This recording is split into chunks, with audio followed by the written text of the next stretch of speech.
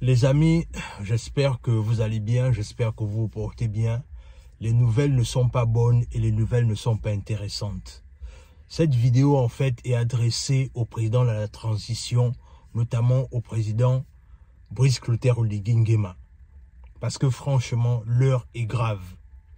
Et dans cette vidéo, il est question pour moi d'avertir le président de la transition. Sur ce, on est parti.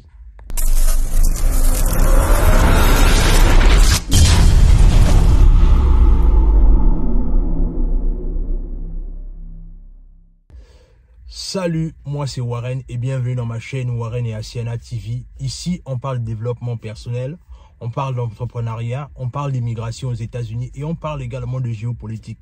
Ce sont des thématiques qui te parlent de deux choses à faire. La première, tu t'abonnes à la chaîne et tu partages la vidéo autour de toi. La deuxième, tu nous suis à travers nos réseaux sociaux, notamment Facebook et Instagram.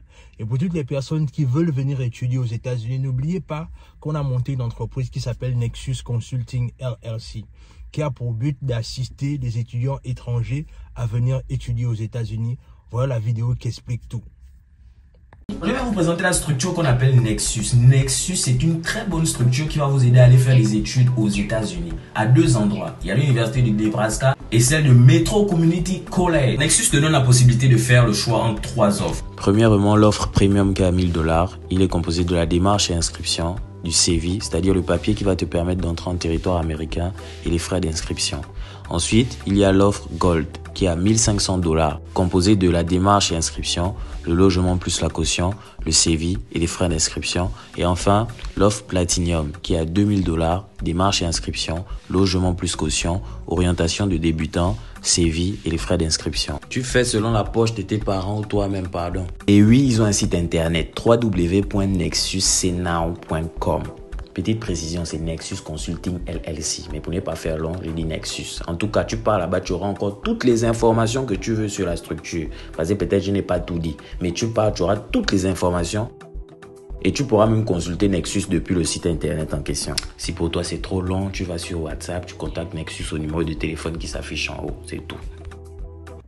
Comme je disais, aujourd'hui, on va parler d'une situation assez triste. Alors, premièrement, ce que je tiens d'abord à dire, c'est que M. Oligui Nguema ne finissait pas comme étant le futur balayeur balayé. Oui, vous m'avez bien compris. Ne finissez pas comme le balayeur balayé. Je vais faire une digression pour montrer une chose. C'est que, vous savez, en Côte d'Ivoire, pendant les années 2000, il y avait un général qu'on appelait Robert Gueye, qui avait pour but essentiel de venir, il avait fait un coup d'État parce que il voulait venir balayer la mauvaise politique ivoirienne. Ce qu'il avait décidé de faire, c'est que il était venu un 25 décembre, c'est-à-dire, on l'avait appelé le Père Noël à cette époque-là. C'est-à-dire, il était venu un 25 décembre et il avait dit qu'il est venu balayer le pays des mauvaises conditions de vie, de la politique et tout ce qui va avec. Malheureusement, quelque temps après, le balayeur se retrouvait balayé. Aujourd'hui, on est dans une situation, on va dire pratiquement, on va dire un peu similaire, bien qu'il y a beaucoup de digressions, mais on va dire ça comme ça, c'est un peu similaire. Au soir du 30 août 2023, les Gabonais ont été heureux et contents du fait que les forces d'armée ont pris le pouvoir au niveau du Gabon. Notamment le fait que le CTRI a pris le pouvoir en nous débarrassant des bongos qui étaient là depuis trop longtemps, on va dire pratiquement depuis 56 ans. Et ce qui était là, c'est que ça a été tellement inattendu, mais également ça a été un ouf de soulagement parce qu'en vérité, la faille est venue de leur propre camp. Notamment le fait que le CTRI, par le biais de Brice Clotaire Oligui Nguema qui ont pris le pouvoir. On était tous contents, on était tous heureux du fait que les militaires ont pris le pouvoir. Et aujourd'hui, on est toujours un peu même encore content. Mais malheureusement, ce qui se passe, c'est que cette joie-là finit un temps soit peu par se transformer par des amertumes. Pourquoi? Parce qu'on réalise depuis un moment que il y a beaucoup de bavures en ce qui concerne venant des forces de l'ordre. Il y a eu d'abord le fait que, voilà, il y a un compatriote, Karl, qui a été assassiné par des forces de l'ordre. Et le dernier en date, c'est ce qui est arrivé, on va dire, il y a quelques heures seulement. Là où, en fait, des jeunes compatriotes du côté de Port-Gentil, qui est la capitale économique du Gabon, c'est que il y a eu des jeunes qui étaient en train de prendre un pot dans leur quartier. Et les forces de l'ordre ont débarqué dans ce bar-là, là où les jeunes étaient en train de prendre le pot. Et ils ont commencé à tabasser ces jeunes-là, en fait. Il y avait deux personnes. C'est-à-dire, il y avait un jeune qui s'appelait Lionel et avec son ami qui s'appelait Steve. Et le fait curieux, c'est que ils ont été sauvagement tabassés jusqu'à en trouver la mort.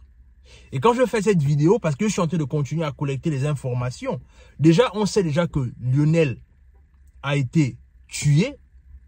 Et son ami Steve, aux dernières nouvelles, quand je regardais les informations, c'est qu'on disait qu'il était porté disparu. Mais je ne sais pas si c'est confirmé que lui aussi il a été tué. Parce qu'on dit, c'est-à-dire que quand je récoltais les informations, on disait en fait que il a eu la mâchoire cassée et les deux côtes cassées. Mais aux dernières nouvelles, je ne sais pas si au final, on a retrouvé son corps et si au final, il est vraiment mort. Vous pouvez confirmer l'information en commentaire. Mais je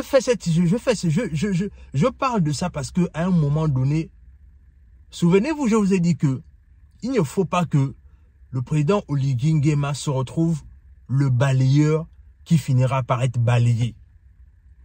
Parce qu'en vérité, on est dans une situation là où il y a la joie, il y avait l'euphorie du fait que le pays a été libéré. Mais à un moment donné, il ne faut pas qu'on oublie une seule chose évidente.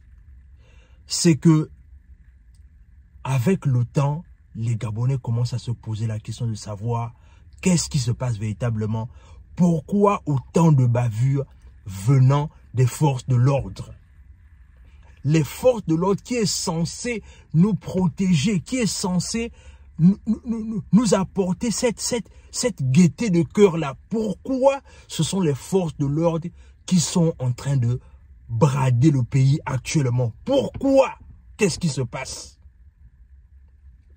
En vérité, au soir du 30 août, ce qui s'est passé, c'est qu'il y a eu ce couvre-feu a été institué dans le sens là où ça permet de sécuriser le pays, ça permet de faire en sorte que voilà, on sécurise davantage le pays parce que ça fait juste 3 mois que les gars sont là et du coup, il faut d'abord sécuriser le pays. Oui, tout ça là, c'est bien, il n'y a pas de problème. Mais le couvre-feu avait pour but de sécuriser le pays. Mais ce curieux, c'est que les instructions qui ont été données pour le couvre-feu, c'est que lorsque le couvre-feu, par exemple, surprenait des populations quelque part ou des personnes quelque part, les policiers, en tout cas les forces de l'ordre, avaient pour but de garder les civils à l'endroit, dans un checkpoint, jusqu'à 6 h du matin, et ensuite relâcher ces personnes-là pour que les personnes-là rentrent chez elles, en fait. Mais la chose curieuse depuis un moment, c'est que à chaque fois que les forces de l'ordre prennent des prisonniers, je veux dire, des populations quelque part, ça finit toujours par des violences. On ne comprend pas ce qui se passe. Ça finit par des violences. C'est même dans ce sens-là que Karl va trouver la mort. Et aujourd'hui, on est en train de parler de la situation de Lionel et celle de Steve. Et franchement, ça remet en cause beaucoup de méfiance maintenant parce que la population commence à prendre conscience du fait que, mais les gens qui ont dit qu'ils étaient venus pour balayer le pays, mais est-ce que c'était sur nous en fait? Est-ce que le but c'était de balayer, c'était de nous faire du mal à nous maintenant en fait?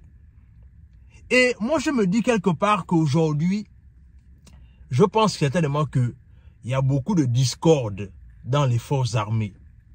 Parce que je réalise que il y a anguille sous roche en fait. Il y a vraiment anguille sous roche. Et ça nous amène maintenant à réfléchir en fait. Du moins, en tout cas, moi en tant que jeune compatriote, ça m'amène en tout cas à réfléchir que qu'est-ce qui se passe véritablement au sein de l'armée gabonaise? Qu'est-ce qui ne va pas? Est-ce que il y a une guerre de leadership qui est en train de se positionner? On ne sait pas en fait, mais toujours est-il que le président Oligui, prenez vos responsabilités. Prenez votre responsabilité parce que l'heure est grave. Et non seulement vous devez prendre vos responsabilités, mais vous devez faire en sorte que la situation de Karl et la situation de Lionel et Steve doit faire école pour tous les malins qui veulent encore tenter ce genre de choses-là. Parce que c'est en faisant justice à ces compatriotes-là et en exposant tous ces coupables-là que vous allez donner raison au peuple. Le peuple était content, mais aujourd'hui,